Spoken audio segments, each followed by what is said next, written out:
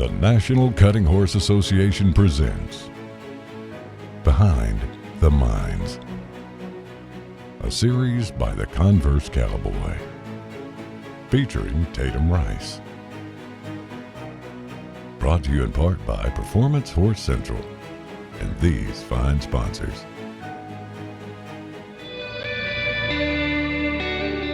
So NCHA's allowed us to be a tighter family because we're together every day and the NCHA's always there. So everyone's kind of got your back. It's what we live, what we breathe. I mean, this is what we do every day. To be able to do it in a sport that we enjoy, I think that's pretty special.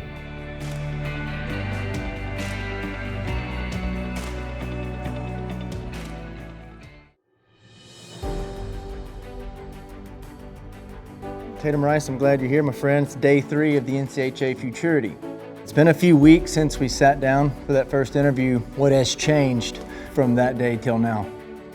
Well, the main thing is I'm showing a different horse, a dual ray mare that I spoke about the last time, but I was planning on showing the bay stud, and I'm no longer showing him. We were at a show and he got injured. So I'm showing a dual ray mare tomorrow and still showing the cat mare the last day, but that's the biggest change.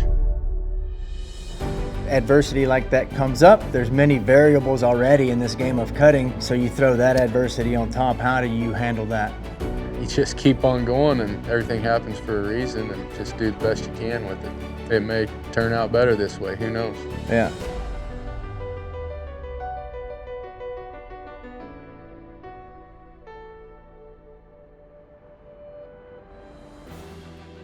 As a cutting horse trainer, y'all are more than just that, right? So you're a coach, you're a psychologist in a way, you're in the hospitality business, you're an entrepreneur. So I'm curious to know how you manage all of that. You have these amateur horses and you have customers, you have the non-pro horses and you have customers that go along with that. And how do you manage that along with getting your horses prepared and getting your mind right, ready to go show for something like this, for the biggest show of the year here at the Futurity? You just kind of have to maintain them, the non-pro and amateur horses. Like, I didn't work those early yesterday morning when we worked everything else, but we brought a few in here and rode them inside the Coliseum and flagged them and stuff. You know, we might not get to them every single day right now, but pretty much. And if they do get a day off, it's for a reason, or, you know, it's not just because we didn't feel like it. And I don't have quite as many as some people. We have 9 showing here, so that's pretty manageable.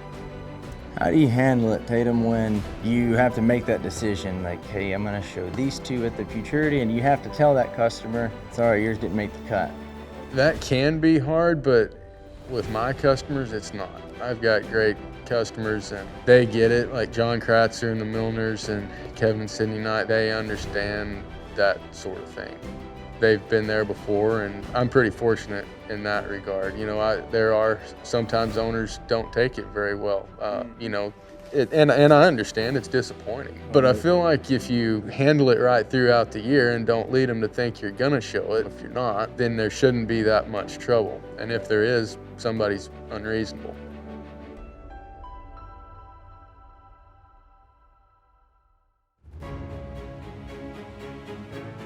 When you walk into Will Rogers Coliseum for the first time, and you've been to many of these Futurities, but when your feet hit the dirt for the first time this year, describe that feeling. You know, you feel like you're walking into a historical place, for one thing. I mean, really, you are. Our industry, there's been just so much happen in that arena. It's just really important. And then when you're talking about the Futurity as we are now, it's even 10 times that feeling, because that is the biggest show, the most important one, and it's a lot of fun. It's fun seeing the new horses. It's fun seeing which ones kind of rise to the top, and you'll see some good horses go out every single year, you know, quite a few of them. Every now and then, some of the really good ones go out, and everybody's heart kind of breaks when that happens. Nobody wants to see a good horse go out. You want to see them in the finals. But as you sit there and watch that, you just can't let it get to you. Yeah, it could be you, and it will be sometimes, but you just can't really think about that.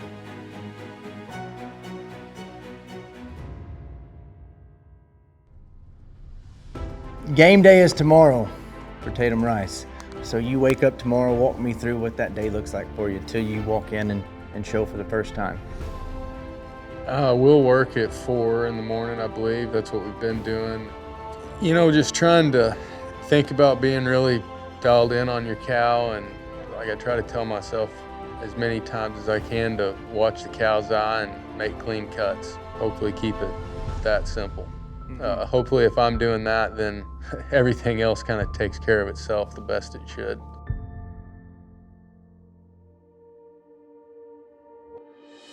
What are your thoughts about the pre-settle? You know, that's different this year. What are the pros? What are the cons?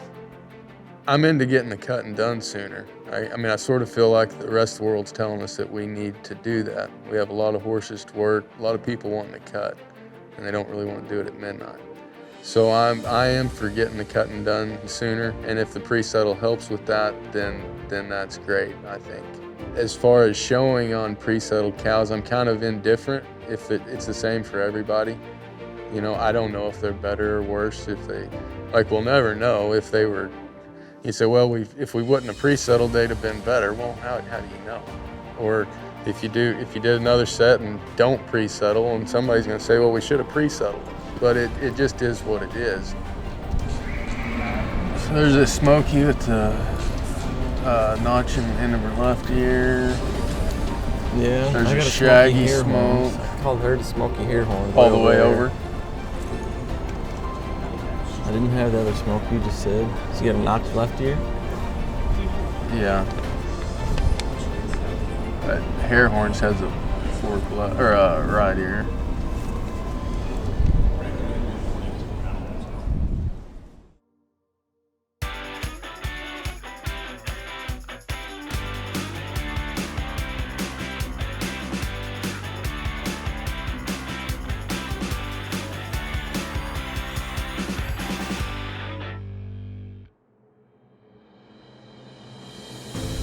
When you go from the cow box down to get on your horse for the first time, what is that conversation like with yourself?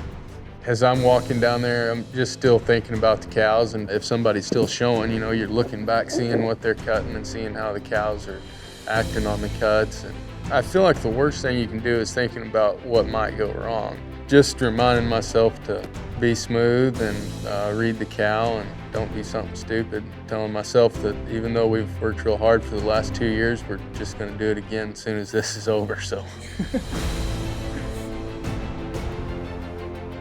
Tatum, whenever you're on deck, right? So they call your name, Tatum Rice. What do you want to feel from that horse before you ride in? I want it to be listening, but also comfortable. You know, if I trot across there and sit down, I want it to stop and think about backing up and handle smoothly. When that outside rein touches its neck, you want it to turn around, but not be nervous, not be worked up, but be thinking. What is that conversation like with your team before you go ride in for the first time? Well, we just talk about the cows, and hopefully we're pretty confident in what we're cutting. That's not always the case. Sometimes you feel really good about what you're going down there to cut, and then other times you're feeling like you're going to cut the best ones you can, but you really don't like them either. You know, sometimes that's the case, and that's not really a good feeling, you know, especially if it's at this show. But yeah, you're just talking about the cows and hopefully keeping calm and that sort of thing. Worse yet? Yeah, she didn't act very good either. Red Baldy rings kind of got out of there too on that. Did she? On that first cut. Like too much to work her? Not to be totally off her, but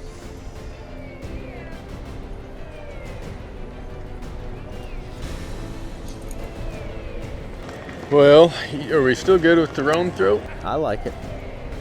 Tiger? I like the Red Baldy patch on her left face or right face. Yeah. Red horn mott too. Who? The red horn half face. Well, I haven't seen her in a minute, No. but I did like her. I liked her a lot settling. So 2 years of training, a lot of sweat, a lot of money goes into riding these 3-year-olds down the pen in Will Rogers Coliseum for the first time. What is it that you're focused on riding in that herd for the first time? Just staying calm and, you know, smooth cuts are really important, and just thinking about reading the cow and not having a miss. Here's the patch face over here. What kind of cows are you cutting that first go? Are you trying to mark a 19 or are you just trying to make a safer run? I'm not trying to have a safe run necessarily. I'm probably not quite as ambitious as James. I listened to his interview the other day. I liked his strategy, but I don't know that I'm quite that fearless. I'll put it this way, if I have a couple of 19s, I'll be tickled. Right patch here on the corner. Black stars right here. What do you expect from your team? Those 4 guys helping you when you ride in there? Well, your herd holders, they'll know the cows and they'll help you find them and stuff, or probably find them for you a lot of times and tell you the time and that sort of thing. And you know, the guys turning back, a lot of times they'll know the cows too, and they might say something if you're making a cut and they can tell that your cow is not going where you want it to. There might be something up there that they mentioned, but hopefully they're somewhat familiar with your horses and they kind of know them as far as what might be a good amount of pressure to apply and what might not be, but we all know each other pretty well. And Who are those guys? Who are the 4 you have? Boyd Rice, my dad and a Don Banuelos are turning back, and then Cullen Chartier and Tag Rice are getting me out. Is that her in the far here back? in the corner. And keep her here on the outside. Yes, sir. So during a run, how does Tatum Rice find the perfect balance between intensity and finesse? That's that is a ugly-headed fresh black cow. I got you here. That is a fresh black Yes, on top sir. with her, just in case you need it. I think you have to focus on the finesse part and then let the intensity just happen. You know, you got to get a hold of the cow, and if you have a good horse that gets a hold of the cow, it is going to look pretty intense.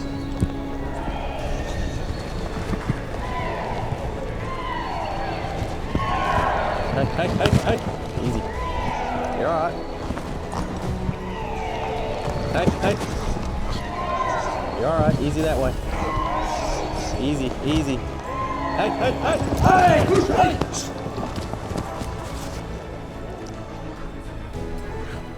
Keep cutting. That's gonna be right.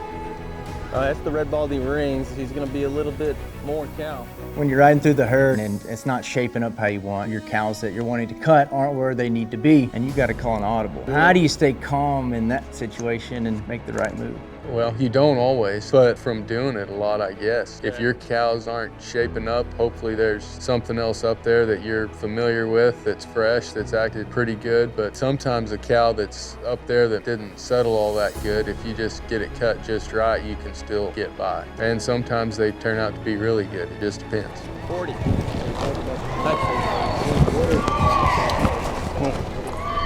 33. Keep working. 28. Keep working. 22. Keep working.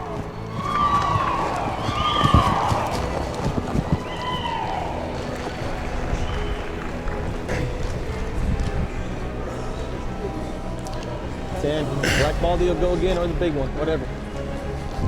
Up. There you go. Hey.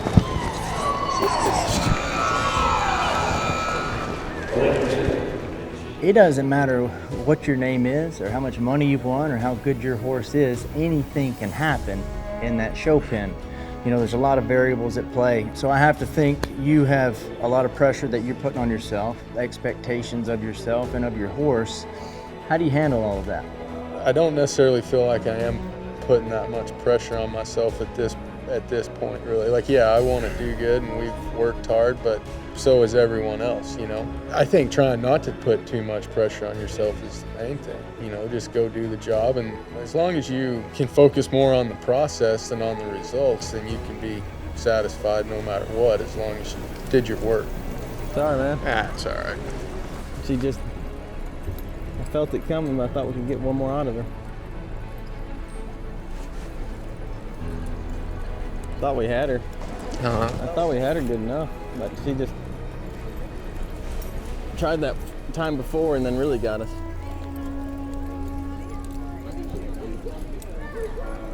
What is Tatum Rice's metric for success for you and your horses over these next few weeks? I'd like to make the finals, and I want the horses to work well and be trained, but you can have a really trained horse that you did a good job on and show well and still not do well. So I wouldn't necessarily say it's unsuccessful if you don't make the finals, but nevertheless, yeah, I'd like to make the finals. So if you're not at the Futurity, if you're not cutting during November and December, what is Tatum Rice doing? I don't know. I've never done anything else. What would you do? What do you think you'd want to do? Well, if I was not at this cutting right now, I'd probably be in at Lake Tahoe, hanging out there. Skiing or snowboarding? Kylie's a skier, and I kind of ski, but yeah, if there's a nice warm fire there, I don't see much reason to go out in the snow. Well, man, showtime's tomorrow. I look forward to seeing you show, and I wish you the best of luck, my friend. Well, I appreciate it. Thank you.